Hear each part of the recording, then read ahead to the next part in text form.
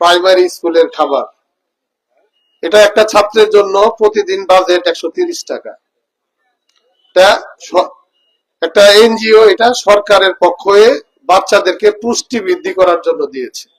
আমি যতদূর জানি 40,000 প্রাইমারি স্কুলের ছাত্র আছে মনে হয় হালুয়াঘাটে, দুবরা মিলে আরো বেশি হবে।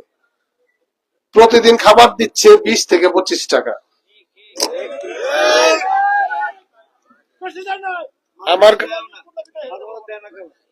আমার কাছে এটার হিসাব আছে। সপ্তাহে 3 দিন দেয় ডিম 10 টাকা একটা, রুটি একটা 10 টাকা দেয় 20 টাকা। একদিন দেয় দুধ 10 টাকা, রুটি দেয় একটা 10 টাকা দামের 20 টাকা। একদিন দেয় কলা, সাগর কলা 5 টাকা দামের, রুটি দেয় 10 টাকা দামের, মোট 15 টাকা।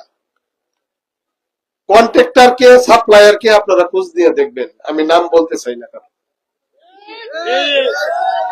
আপনারা খোঁজ নিয়ে দেখবেন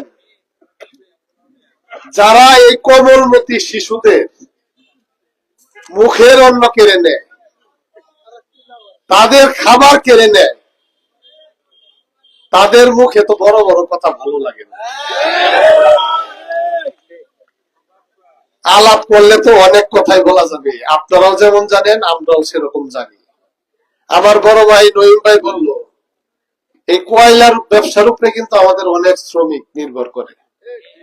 এখানে যদি প্রতিনিয়ত কয়লা আমদানি হতো, ট্রান্সপোর্ট ব্যবস্থা চালু হতো, হাজার হাজার শ্রমিকের কর্ম ব্যবস্থা হইতো।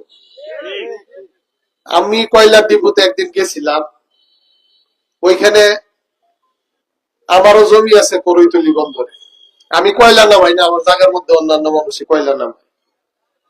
একবারে ওই আপনার অফিসের পাশে আমার একটা জায়গা আছে ডিপোতে, আমি গেলাম, তাদের কাছে জিজ্ঞাসা করলাম, ওইখানে 2000 শ্রমিক কাজ করে।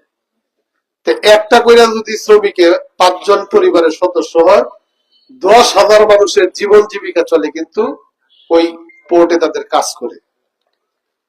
এখন গত বছর শুনছিলাম এক গাড়ি কয়লাতে তারা 17,500 চাঁদা বহাইছিল। এই বছর নাকি ইলেকশন, তারা 22,500 বসাইছে। আমার কথা হইলো 10 জন মানুষ কিন্তু সুবিধা নিতেছে, 10,000 মানুষের কিন্তু গলা চাইপা ধরছে। ভালো করে হিসাব করে দেখেন, আমি যদি ভুল কথা বলি বা মিথ্যা কথা বলি, আপনার বাসা তো আমার এই বাসা কাছাকাছি, যাই কইবেন যে আপনি তো উল্টা পাল্টা তথ্য দেন, আপনার কথা কাজের তো মিল নাই। আমি যা বলতেছি খোলাসা করেই বলতেছি, 10 জন মানুষের লাভ হইতেছে, 10,000 মানুষের গলা চাইপা ধরছে তারা। আমাদের এই হালুয়াঘাট খুব শান্ত প্রিয় এলাকা, আমরাও বিরোধী দলে ছিলাম, কোন ধরনের মারামারি হয় নাই, হাঙ্গামা হয় নাই। তারা তাদের মতো চলছে, আমরা আমরার মতো চলছি।